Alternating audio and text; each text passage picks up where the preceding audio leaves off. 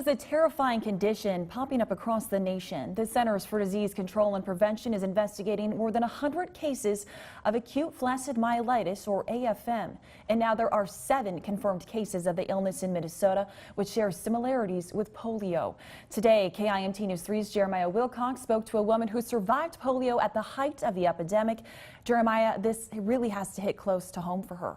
Yes, Katie, I spoke to a woman who tells me hearing about the similarities in AFM and polio brings back painful memories of her time in the hospital.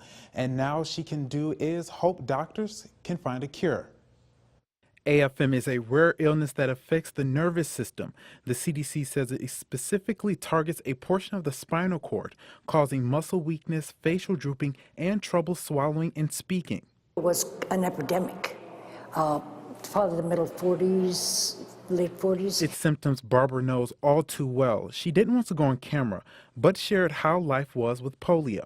Be put under hot towels 2 or 3 times a day, steaming hot towels. And then Sister Kenny and her assistants would give us exercises. And they hurt quite a lot, but they helped. And I fortunately came out of it okay. The Minnesota Health Department says the first detection was a few years ago, and they are seeing an increase in the illness with more than 90% of patients age 18 or younger.